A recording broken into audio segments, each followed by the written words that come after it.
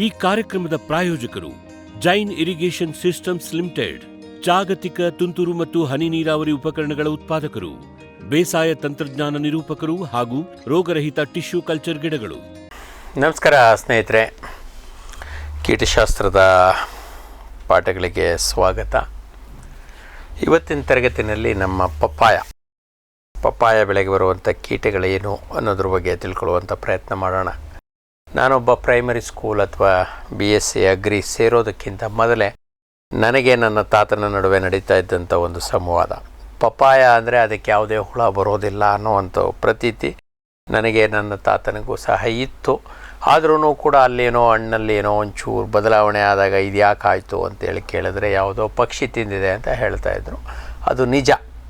ಯಾವ ಕಾಲದಲ್ಲಿ ನಾವು ಹಣ್ಣುಗಳನ್ನು ಕಟಾವು ಮಾಡದೆ ಗಿಡದಲ್ಲೇ ಭಾಳಷ್ಟು ದಿನ ಬಿಟ್ಟರೆ ನಮ್ಮ ಪಕ್ಷಿಗಳು ಭಾಳಷ್ಟು ಜಾತಿ, ಸುಮಾರು 7-8 ಜಾತಿಯ ಪಕ್ಷಿಗಳು ನಮ್ಮ ಪಪ್ಪಾಯವನ್ನು ವಿಶೇಷವಾಗಿ ಅವಲಂಬಿತವಾಗಿದ್ದಾವೆ. ಆದರೆ ದುರಾದೃಷ್ಟ ಇವತ್ತಿನ ಪಪ್ಪಾಯ ಕೃಷಿನಲ್ಲಿ ನಮಗೆ ಪಪ್ಪಾಯ ಪಕ್ಷಿಗಳಿಗೆ ನಾವು ಕೊಡ್ತಾ ಇಲ್ಲ. ತುಂಬ ಪರಿಣಾಮಕಾರಿಯಾಗಿ ಅವುಗಳನ್ನು ನಿರ್ವಹಿಸ್ತಾ ಇದ್ದೀವಿ ಅಂತ ಹೇಳ್ಬೋದು. ಏಕೆ ಅಂತಂದರೆ ಡೆಲ್ಲಿ ಕಟ್ನೋರು ಕೊಡೋ ಸಾಧ್ಯತೆಯೇ ಇಲ್ಲ. ಮ್ಯಾಕ್ಸಿಮಮ್ ಲೋಕಲ್ ಕಟ್ನೋರು ಏನಾದರೂ ಕೊಡ್ಬೋದು. ಡೆಲ್ಲಿ ಕಟ್ಟೋರು ಆ್ಯಬ್ಸಲ್ಯೂಟ್ಲಿ ಕೊಡಲಿಕ್ಕೆ ಸಾಧ್ಯ ಇಲ್ಲ. ಇನ್ನು ಪಪ್ಪಾಯದಲ್ಲಿ ಬರುವಂಥ ಪ್ರಮುಖ ಕೀಟಗಳು ಯಾವ್ಯಾವು ಅಂತ ಲೆಕ್ಕ ಮಾಡಿಕೊಂಡ್ರೆ ಮೊದಲಿಂದನೂ ಪಪ್ಪಾಯಗೆ ಅಂಥ ದೊಡ್ಡ ಮಟ್ಟದ ಕೀಟಗಳು ಇರಲಿಲ್ಲ. ನಮ್ಮ ಬಿಳಿ ನೊಣ ಸ್ವಲ್ಪ ಮಟ್ಟಿಗೆ ವಾಣಿಜ್ಯ ಕೃಷಿ ಕೈಗೊಂಡಾಗ ನಮ್ಮ ಹತ್ತಿ ಅಥವಾ ಟೊಮ್ಯಾಟೊ ಅಥವಾ ಬೆಂಡಿ ಈ ಒಂದು ತೋಟಗಳ ಹತ್ತಿರದಲ್ಲಿ ಇದ್ದಾಗಷ್ಟೇ ನಮ್ಮ ಬಿಳಿ ನೊಣ ಅವಾಗಿವಾಗೊಮ್ಮೆ ತೊಂದರೆ ಕೊಡ್ತಾ ಇತ್ತು. ಆ ಕಾಲದಲ್ಲೂ ಕೂಡ ಇನ್ನೂ ಏನು ನಮ್ಮ ವೈರಸ್ ಅಂತ ದೊಡ್ಡ ಮಟ್ಟದಲ್ಲಿ ಇರಲಿಲ್ಲ. ಆವಾಗೇನು ಜನ ಪಪ್ಪಾಯ ಬೆಳೆಗಾರರು ಆ್ಯಬ್ಸಲ್ಯೂಟ್ಲಿ ನಿಶ್ಚಿಂತರಾಗಿದ್ದರು, ಯಾವುದೇ ಇದನ್ನು ಬಳಸ್ತಾ ಇರಲಿಲ್ಲ. ಅದರ ನಂತರ ಕಾಲಿಟ್ಟದ್ದು ಅಂತಂದರೆ ನಮ್ಮ 90ರ ದಶಕದಲ್ಲಿ ಬಿಳಿ ನೊಣದ ಜೊತೆಗೆ ಮತ್ತೊಂದು ಸೇರಿಕೊಂಡಿದ್ದು ಅಂದರೆ ನಮ್ಮ ಸ್ಪೈರ್ಲಿಂಗ್ ಬಿಳಿ ನೊಣ. ಇದು ಎಲ್ಲಿ ವಿಶೇಷವಾಗಿ ನಮ್ಮ ಪೇರ್ಲ ಅಥವಾ ಸೀಬೆಯ ಸಮೀಪದಲ್ಲಿದ್ದಾಗ ಇದು ಕೂಡ ಸ್ವಲ್ಪ ತೊಂದರೆಯನ್ನು ಕೊಡ್ತು. ಬೇಸಿಗೆ ಹೆಚ್ಚಾದಾಗ ನಮ್ಮ ಕೆಂಪು ನುಷಿ ನಮ್ಮ ಪಪ್ಪಾಯ ಎಲೆಗಳನ್ನು ತಿಂದು ಬೆಳ್ಳಗೆ ಆರಂಭದಲ್ಲಿ ಒಂದು ರೀತಿ ಬಾಡದಂತೆ ಹಳದಿಯಾದಂತೆ ಮಾಡಿ ತಂತ್ರ ಒಣಗಿಸ್ಬಿಟ್ಟದ್ದಂಥ ಉದಾಹರಣೆಗಳನ್ನು ಭಾಳಷ್ಟು ಸಲ ನೋಡಿದ್ದೀವಿ.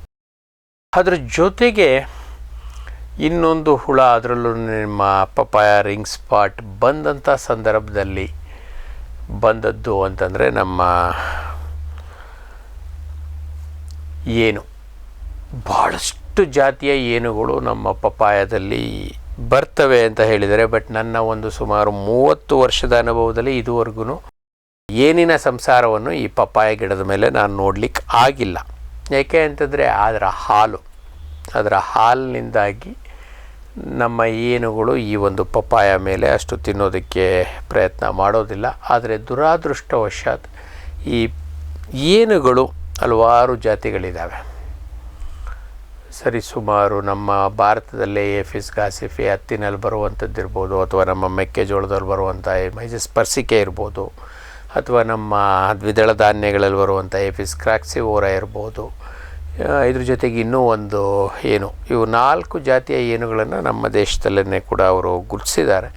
ಇವು ಯಾವೂ ಕೂಡ ಸಂಸಾರ ಮಾಡುವಷ್ಟು ಸಾಧ್ಯತೆ ಇಲ್ಲದೇ ಇದ್ದರೂ ಒಂದೇ ಒಂದು ದುರಾದೃಷ್ಟ ಏನಪ್ಪ ಅಂತಂದರೆ, ಈ ಏನುಗಳು ಪಪ್ಪಾಯ ರಿಂಗ್ ಸ್ಪಾಟ್ ವೈರಸ್ಸನ್ನು ತಮ್ಮ ಹೊಟ್ಟೆ ಒಳಗೆ ಅಥವಾ ತಮ್ಮ ದೇಹದ ಒಳಗೆ ಬೆಳೆಸೋದ್ರಿಂದ ಈ ರೋಗ ಹರಡೋದಕ್ಕೆ, ರೋಗ ಪಸರಿಸೋದಕ್ಕೆ ಭಾಳಷ್ಟು ದೊಡ್ಡ ಪ್ರಮಾಣದ ಸಹಾಯವನ್ನು ಮಾಡ್ತದೆ. ಹಾಗಾಗಿ ಇವತ್ತು ಅವು ಅತ್ಯಂತ ಪ್ರಮುಖವಾದಂಥ ಕೀಟಪೀಡೆ ಪಪ್ಪಾಯ ಬೆಳೆಗಾರ ಏನು ಅಂತಂದರೆ ಹೆದರುವಂಥ ಒಂದು ಪರಿಸ್ಥಿತಿ ನಿರ್ಮಾಣ ಆಗಿದೆ. ಏಕೆಂದರೆ ಆ ರೋಗ ಅಷ್ಟು ದೊಡ್ಡದ್ದು.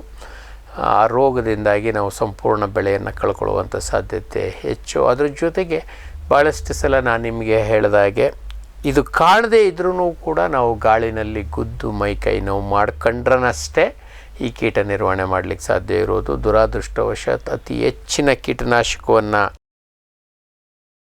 ನಾವು ಬಳಸಬೇಕಾದಂಥ ಅನಿವಾರ್ಯತೆ ನಮಗೆ ಈ ಕೀಟದ ನಿರ್ವಹಣೆಯಲ್ಲಿ ಇದೆ.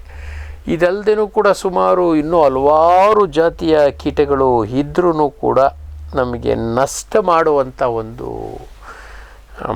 ಪ್ರಮೇಯ ಏನಿಲ್ಲ. ನಾವು ಇದ್ರ ಬಗ್ಗೆ ಈ ಕೀಟಗಳಲ್ಲಿ ಇದು ಮಾಡ್ಕೋಬೇಕಾದ ಅವಶ್ಯಕತೆ ಇಲ್ಲ.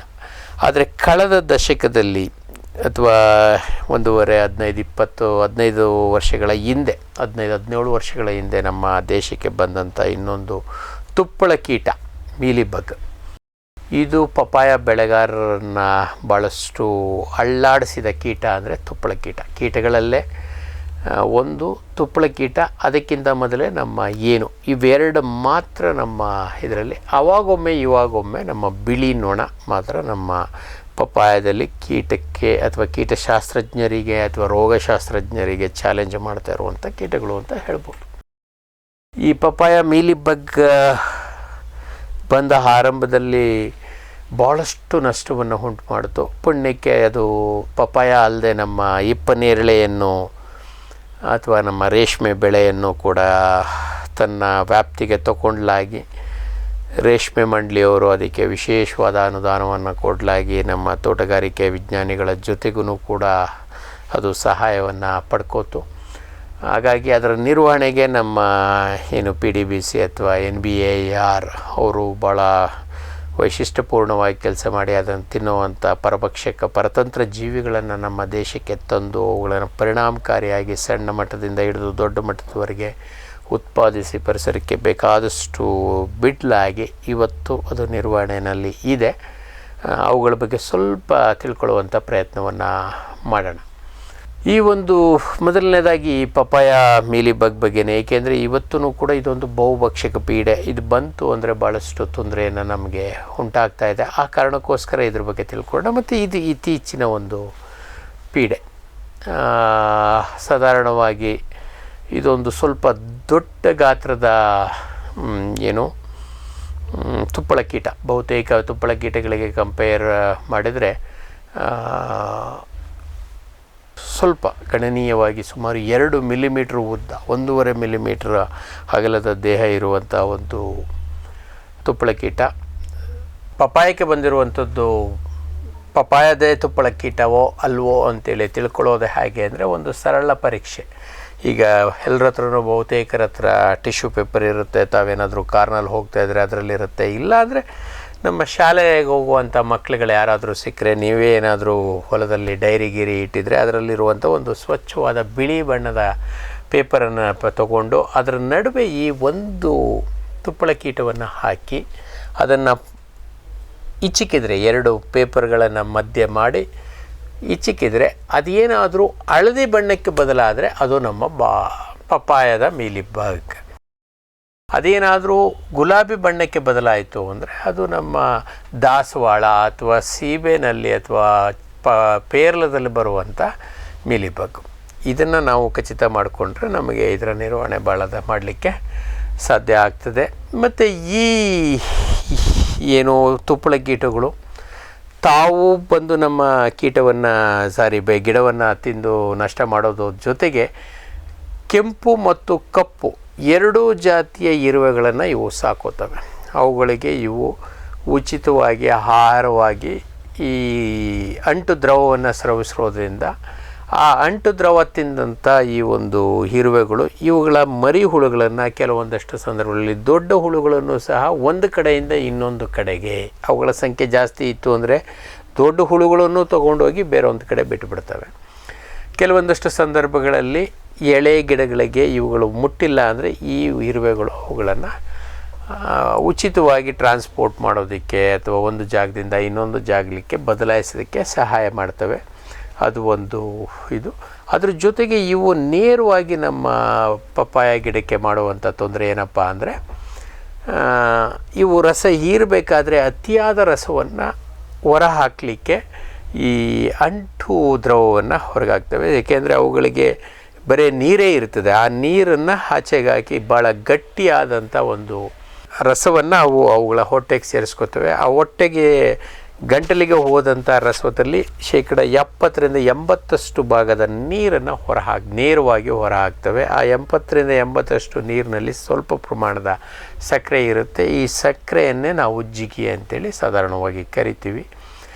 ಈ ಜಿಗಿಯ ಮೇಲೆ ನಮ್ಮ ಬೂಸ್ಟ್ ಶಿಲೀಂಧ್ರ ಬೆಳೆದು ನಮ್ಮ ಗಿಡಗಳ ಬೆಳವಣಿಗೆಯನ್ನು ಕುಂದು ಮಾಡುತ್ತೆ. ಅದ್ರ ಜೊತೆಗೆ ಈ ಒಂದು ತುಪ್ಪಳ ಕೀಟ ನಮ್ಮ ಹಣ್ಣುಗಳ ಮೇಲಿತ್ತು ಅಂತಂದರೆ ಹಣ್ಣುಗಳ ಬೆಳವಣಿಗೆನೂ ಕುಂದೋದ್ರ ಜೊತೆಗೆ ಅದರ ಗುಣಮಟ್ಟವೂ ಕೂಡ ಕಡಿಮೆ ಆಗುತ್ತೆ.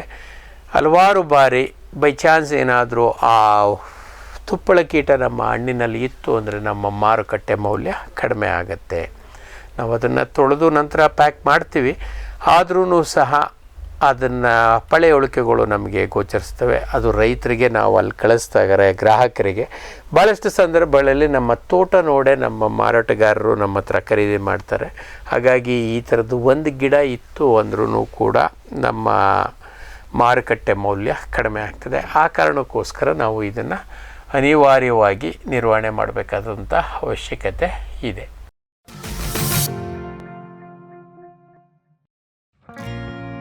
ಜೈನ್ ಇರಿಗೇಷನ್ ಸಿಸ್ಟಮ್ಸ್ ಲಿಮಿಟೆಡ್ ಭಾರತದ ಹನಿ ನೀರಾವರಿ ತಂತ್ರಜ್ಞಾನದ ಪ್ರಥಮ ಪ್ರವರ್ತಕ, ಜಗತ್ತಿನ ಅತಿ ದೊಡ್ಡ ಸ್ಪ್ರಿಂಕ್ಲರ್ಸ್ ಉತ್ಪಾದಕ ಕಂಪನಿ. ಸಂರಕ್ಷಿತ ಕೃಷಿಯಲ್ಲಿ ಹಸಿರು ಮನೆಗಾಗಿ ಮಿಸ್ಟರ್, ಫಾಗರ್, ಫ್ಯಾನ್ ಮತ್ತು ಪ್ಯಾಡ್ ಹಾಗೂ ನೆರಳು ಮನೆ, ಸ್ವಯಂ ಚಾಲಿತ ನೀರಾವರಿ ವ್ಯವಸ್ಥೆ ಮತ್ತು ರಸಾವರಿ ತಂತ್ರಜ್ಞಾನ. ಕೃಷಿಯಲ್ಲಿ ನೀರಿನ ಸಮರ್ಪಕ ಬಳಕೆ ಹಾಗೂ ಉಳಿತಾಯಕ್ಕೆ ಮತ್ತೊಂದು ಹೆಸರು ಜೈನ್. ಗಿಳಿ, ನವಿಲು, ಕಾಗೆ, ಮೈನಾ ಮುಂತಾದ ಹಕ್ಕಿಗಳ ಉಪಟಳ ಹಣ್ಣು, ಕಾಳು, ಧಾನ್ಯದ ಬೆಳೆಗಳಲ್ಲಿ ಮಿತಿ ಮೀರಿದೆ. ತಮಟೆ, ಪಟಾಕಿ, ಕೂಗು, ರಿಬ್ಬನ್ ಇದೀಗ ಕೆಲಸ ಮಾಡುತ್ತಿಲ್ಲ. ಹಕ್ಕಿ ಬೆದರಿಸಿ ಓಡಿಸಲು ಬಂದಿರುವ ವೈಜ್ಞಾನಿಕ ಉಪಾಯ ಗ್ರಸ್ ಇಕೋ ಸೈನ್ಸಸ್ನವರ ಜೈವಿಕ ಧ್ವನಿ ತಂತ್ರಜ್ಞಾನ. ಅತ್ಯಲ್ಪ ಖರ್ಚಿನಲ್ಲಿ ಸುಸ್ಥಿರ ಪರಿಹಾರ, ದೀರ್ಘಕಾಲ ಪರಿಣಾಮಕಾರಿ. ದಾಳಿಂಬೆ, ಸೀಬೆ, ಮಾವು, ಚಿಕ್ಕು ಇತ್ಯಾದಿಗಳನ್ನು ಪ್ರಾಣಿ ಪಕ್ಷಿಗಳಿಂದ ರಕ್ಷಿಸಿಕೊಳ್ಳಿ. Grass eco sciences. ಬ್ಯಾರಿಕ್ centre pheromone ಟ್ರಾಪ್ಸ್ನೊಂದಿಗೆ ರೇನೋಸಾರಸ್ ದುಂಬಿ ಮತ್ತು ಕೆಂಪು ಮೂತಿ ಹುಳುಗಳಿಂದ ತೆಂಗು, ತಾಳೆ, ಅಡಿಕೆ ಮರಗಳ ಸಂರಕ್ಷಣೆ. ತರಕಾರಿ ಮತ್ತು ಹಣ್ಣಿನ ಬೆಳೆಗಳಲ್ಲಿ ಹಣ್ಣಿನ ನೊಣಗಳ ನಿಯಂತ್ರಣಕ್ಕೆ ಬ್ಯಾರಿಕ್ ಸ್ಕ್ಯಾಚ್ ಫ್ರೂಟ್ ಫ್ಲೈ ಹಾಗೂ ವೆಜಿಟೇಬಲ್ ಫ್ಲೈ ಟ್ರ್ಯಾಪ್. ರಸ ಹೀರುವ ಕೀಟಗಳನ್ನು ಹಿಡಿಯಲು ಬಣ್ಣದ ಕ್ರೋಮ್ಯಾಟಿಕ್ ಸ್ಟಿಕ್ಕಿ ಟ್ರ್ಯಾಪ್ಸ್. ಪೇಟೆಂಟ್ ಹೊಂದಿದ ತಂತ್ರಜ್ಞಾನ, ದೀರ್ಘಕಾಲದವರೆಗೂ ಬಾಳಿಕೆ. ಕೀಟನಾಶಕಗಳಿಗೆ ಪರ್ಯಾಯ, ಪರಿಸರಕ್ಕೆ ಪೂರಕ. ಸುಸ್ಥಿರ ಸಾವಯವ ಕೃಷಿಗಾಗಿ ಬ್ಯಾರಿಕ್ಸ್. ಮಂಗ, ಹಂದಿ, ಕಾಡೆಮ್ಮೆ, ಜಿಂಕೆ, ಆನೆ ಮುಂತಾದ ವನ್ಯ ಪ್ರಾಣಿಗಳ ಕಾಟದಿಂದ ಬೇಸತ್ತಿದ್ದೀರಾ? ಚಿಂತಿಸಬೇಡಿ. ಗ್ರಸ್ ಇಕೋ ಸೈನ್ಸಸ್ ನವರ ಜೈವಿಕ ಧ್ವನಿ ತಂತ್ರಜ್ಞಾನ ನಿಮ್ಮ ನೆರವಿಗಿದೆ. ಕಾಫಿ, ಕೋಕೋ, ತೆಂಗು, ಅಡಿಕೆ, ದಾಳಿಂಬೆ, ಬಾಳೆ, ಹೂ, ಹಣ್ಣು, ತರಕಾರಿ, ಭತ್ತ, ಕಬ್ಬು ಬೆಳೆ ಸಂರಕ್ಷಿಸಿ. ಅಂತಾರಾಷ್ಟ್ರೀಯ ತಂತ್ರಜ್ಞಾನ, ಕೈಗೆಟುಕುವ ಬೆಲೆ. ಏರ್ಪೋರ್ಟ್ ಅಳವಡಿಸಿದ ತಂತ್ರಜ್ಞಾನ ಈಗ ನಿಮ್ಮ ತೋಟ ರಕ್ಷಣೆಗೆ ಗ್ರಾಸ್ ಎಕೋ ಸೈನ್ಸಸ್. ಜೈನ್ಸ್ ಜಗತ್ತಿನ ಅತಿದೊಡ್ಡ ಅಂಗಾಂಶ ಕೃಷಿ ಪ್ರಯೋಗಾಲಯ ಹಾಗೂ ಟಿಸಿ ಗಿಡಗಳ ಉತ್ಪಾದಕರು. ಸಮೃದ್ಧ ಇಳುವರಿಗೆ ಜೈನ್ ಜೀನೇನ್, ಯಾಲಕ್ಕಿ, ನೇಂದ್ರನ್ ಹಾಗೂ ಕೆಂಪು ಬಾಳೆ ಸಸಿಗಳು, ದಾಳಿಂಬೆ, ಭಗವತಳಿಯ ರೋಗಮುಕ್ತ ಸಸಿಗಳು, ಲಕ್ನೋ 49 ಪೇರಳೆ, ಸ್ಟ್ರಾಬೆರಿ ಇತ್ಯಾದಿ ಗಿಡಗಳು ಯೋಗ್ಯ ಬೆಲೆಯಲ್ಲಿ. ಅಂಗಾಂಶ ಕೃಷಿಯ ಜಾಗತಿಕ ಬ್ರ್ಯಾಂಡ್ ಜೈನ್.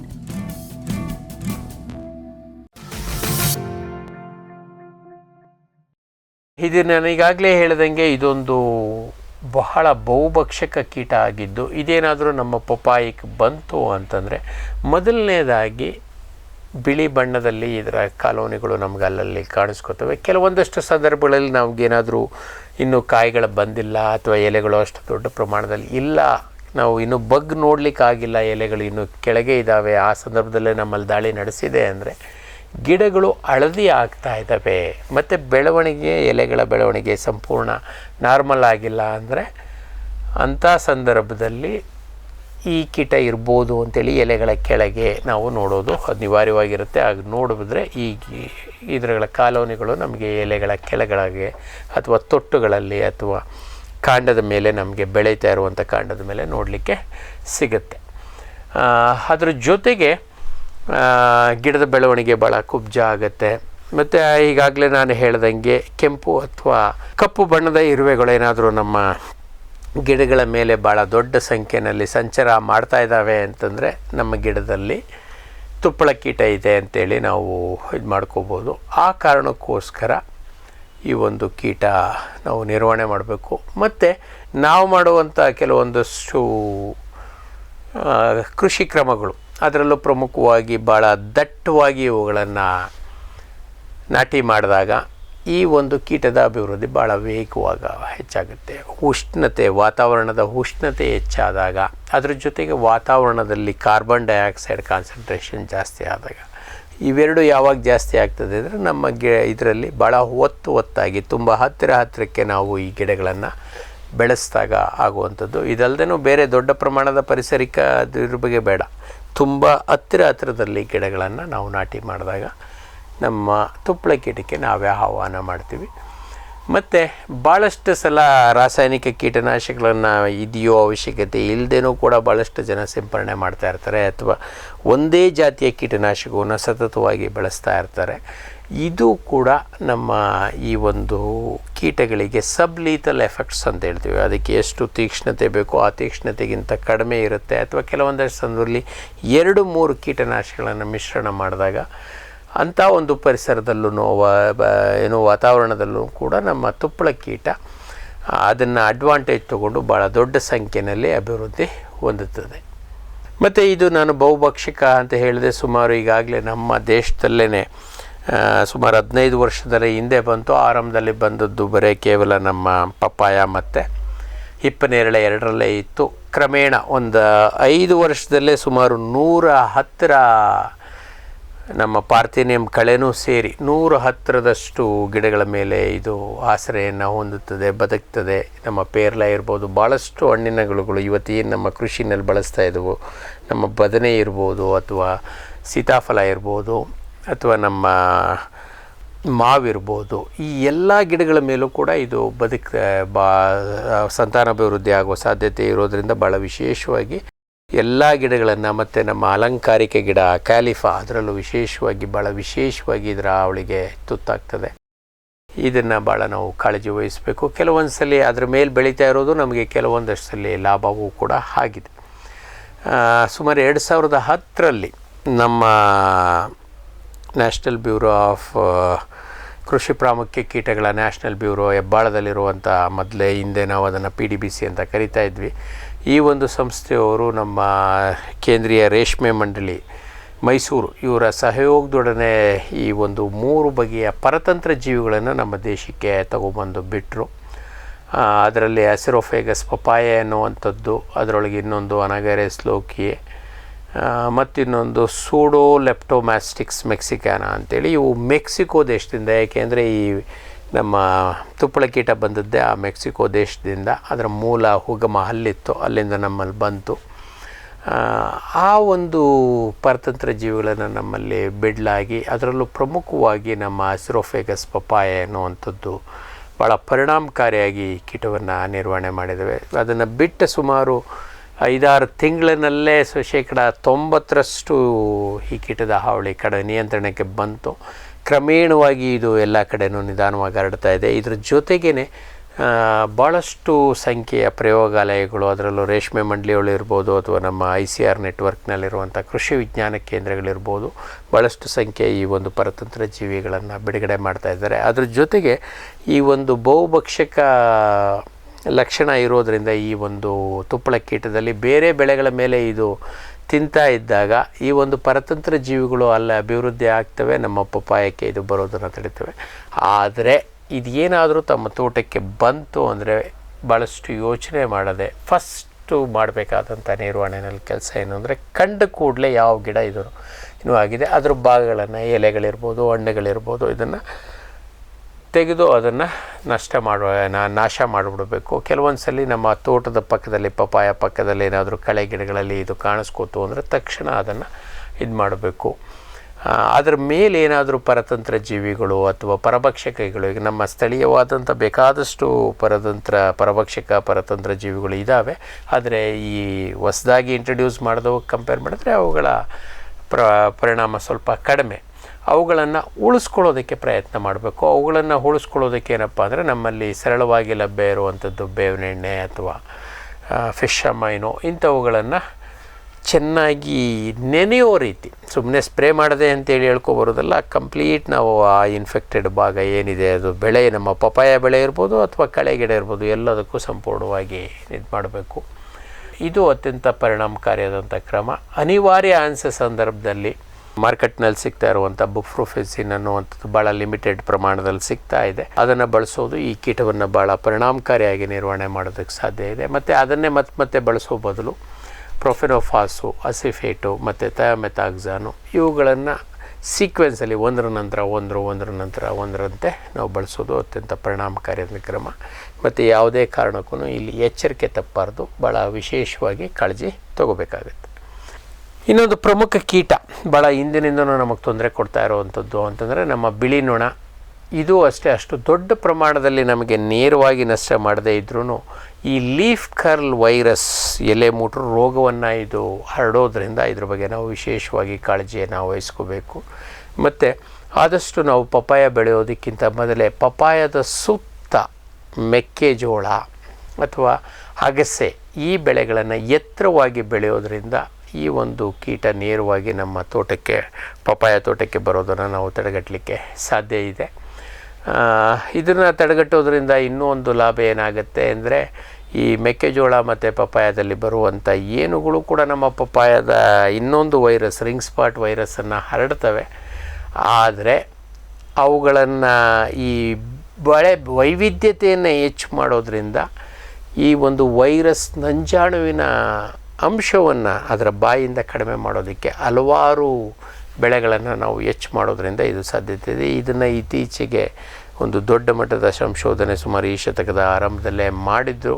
ಭಾಳ ಪರಿಣಾಮಕಾರಿಯಾಗಿ ಅದು ಕೆಲಸ ಮಾಡಿದೆ. ಬೆಳೆ ವೈವಿಧ್ಯತೆ ಹೆಚ್ಚಾದಾಗ ಈ ಒಂದು ಪಪಾಯ ರಿಂಗ್ ಸ್ಪಾಟ್ ವೈರಸ್ನ ಹಾವಳಿ ಗಣನೀಯವಾಗಿ ಕಡಿಮೆ ಆಗಿದೆ, ಅಥವಾ ಕೆಲವೊಂದಷ್ಟು ಸಲ ಇಲ್ಲವೇ ಇಲ್ಲ ಅನ್ನೋ ರೀತಿ. ಇದನ್ನು ಪ್ರಮುಖವಾಗಿ ನಮ್ಮ ಪಶ್ಚಿಮ ಘಟ್ಟದ ಪ್ರದೇಶಗಳಲ್ಲಿ ಪಪಾಯ ರಿಂಗ್ ಸ್ಪಾಟ್ ಹಾವಳಿ ತುಂಬ ಕಡಿಮೆ. ಕಾರಣ ಅಲ್ಲಿ ಹಲವಾರು ಜಾತಿಯ ಗಿಡ ಮರಗಳು ಇದ್ದಾವೆ. ಪಪಾಯನೂ ಇದೆ, ಅದ್ರ ಜೊತೆ ಬೇಕಾದಷ್ಟು ಬೆಳೆಗಳಿದೆ. ಕಾಫಿ ಇದೆ, ಪೆಪ್ಪರ್ ಇದೆ, ಅಥವಾ ಕಾಡು ಮರಗಳಿದ್ದಾವೆ. ಇವುಗಳೆಲ್ಲ ನಡುವೆ ನಮ್ಮ ಪಪಾಯ ಇದೆ. ಅಲ್ಲಿ ಪಪಾಯ ರಿಂಗ್ ಸ್ಪಾಟ್ನ ಹಾವಳಿ ತುಂಬ ಕಡಿಮೆ. ಅದೇ ನಮ್ಮ ಗುಲ್ಬರ್ಗ, ರಾಯಚೂರು ಅಥವಾ ನಮ್ಮ ಕೋಲಾರ, ಇಲ್ಲಿ ಪಪಾಯ ಇದೆ. ಅದ್ರ ಪಕ್ಕದಲ್ಲಿ ಹೆಚ್ಚು ಅಂದರೆ ಪಪಾಯದ ಹೊರಭಾಗದಲ್ಲಿದ್ದಾವೆ. ಪಪಾಯ ಇರುವಂಥ ತೋಟದಲ್ಲಿ ಬೇರೆ ಇನ್ಯಾವುದೇ ಗಿಡಗಳು ಇಲ್ಲ. ಇಲ್ಲಿ ನಮಗೆ ಪಪಾಯ ರಿಂಗ್ ಸ್ಪಾಟ್ ಹಾವಳಿ ಬಂತು ಅಂದರೆ ಸಂಪೂರ್ಣವಾಗಿ ಇಲ್ಲಿ ಒಂದೇ ಬೆಳೆ, ಅಲ್ಲಿ ಬಹು ಬೆಳೆ. ಆ ಕಾರಣಕ್ಕೋಸ್ಕರ ಪಪಾಯ ಒಂದನ್ನೇ ಬೆಳೆಯೋ ಬದಲು ಹಲವಾರು ಬೆಳೆಗಳನ್ನು ಅದ್ರ ಜೊತೆ ಕೆಳಗಡೆ ಒಂದಷ್ಟು ಬೆಳೆಗಳನ್ನು, ಮೂಲಂಗಿ ಇರ್ಬೋದು ಅಥವಾ ಅಲಸಂದೆ ಇರ್ಬೋದು, ಟೊಮೆಟೊ. ಈಗ ಭಾಳಷ್ಟು ಜನ ರೈತರು ಶುರು ಮಾಡಿದ್ದಾರೆ ಟೊಮೊಟೋಕ್ಕೆ ಪಪಾಯ ಕೆಳಗಡೆ ಟೊಮೊಟೊ ಬೆಳೆಯೋದು, ಬದನೆ ಬೆಳೆಯೋದು, ಬೀಟ್ರೂಟ್ ಬೆಳೆಯೋದು, ಈ ಥರದ್ದು ಒಂದು ಇದು ಮಾಡಿದರೆ ಈ ಒಂದು ಬೆಳೆ ವೈವಿಧ್ಯತೆಯನ್ನು ಒಂದೊಂದೇ ಬೆಳೆ ಬೆಳೆಯೋ ಬದಲು ಹಲವಾರು ಬೆಳೆಗಳು, ಕನಿಷ್ಠ ಒಂದು 5 ರಿಂದ 10 ಬೆಳೆಗಳನ್ನು ಪಪಾಯ ಜೊತೆ ಬೆಳೆಯೋದ್ರಿಂದ ಈ ಒಂದು ವೈರಸ್ ಹಾವಳಿಯನ್ನು ನಾವು ನಿರ್ವಹಣೆ ಮಾಡಲಿಕ್ಕೆ, ಅದರಲ್ಲೂ ರಿಂಗ್ ಸ್ಪಾಟ್ ವೈರಸ್ ಮತ್ತು ಅದನ್ನು ಹರಡುವಂಥ ಏನುಗಳನ್ನು ಭಾಳ ಪರಿಣಾಮಕಾರಿಯಾಗಿ ನಿರ್ವಹಿಸಲಿಕ್ಕೆ ಅವಕಾಶ ಇದೆ. ಇದಕ್ಕೆ ಸಿಂಪರಣೆ ಮಾಡೋದು ಏನು ಅಂತ ದೊಡ್ಡ ಮಟ್ಟದ ಲಾಭವನ್ನು ಕೊಡೋದಿಲ್ಲ. ಆದಷ್ಟು ನಮ್ಮ ತೋಟಕ್ಕೆ ಈ ರಿಂಗ್ ಸ್ಪಾಟ್ ವೈರಸ್ ಬರೋದನ್ನು ಕಡಿಮೆ ಮಾಡ್ಕೊಳ್ಳೋದ್ರಿಂದ ಖರ್ಚು ಹೆಚ್ಚಾಗುತ್ತೆ, ಅದರ ಪರಿಣಾಮ ಭಾಳ ಕಡಿಮೆ, ನಿಕೃಷ್ಟ. ಇನ್ನು ಬೇಸಿಗೆ ಹೆಚ್ಚಾದಂಥ ಸಂದರ್ಭದಲ್ಲಿ ಬರುವಂಥದ್ದು ನಮ್ಮ ಕೆಂಪು ನುಷಿ. ಇದನ್ನು ಲಕ್ಷಣಗಳು ಕಂಡ್ರೆ, ಅವಶ್ಯಕತೆ ಬಿದ್ದರೆ ಮಾತ್ರ ಯಾವುದೇ ಒಂದು ನುಷಿ ನಾಶಕವನ್ನು ಸಿಂಪಡಿಸಿ ನಿರ್ವಹಣೆ ಮಾಡೋದು. ಅವಕಾಶ ಇದ್ದರೆ ಎಲೆಗಳ ಮೇಲೆ ಕೇವಲ ಬರೀ ನೀರನ್ನು ಸಿಂಪರಣೆ ಮಾಡೋದ್ರಿಂದನೂ ಕೂಡ ಈ ಒಂದು ನುಷಿ ನಮ್ಮ ಪಪ್ಪಾಯ ಗಿಡದಲ್ಲಿ ಅಭಿವೃದ್ಧಿ ಆಗೋದಕ್ಕೆ, ತಡೆಯೋದಕ್ಕೆ ಅವಕಾಶ ಇದೆ.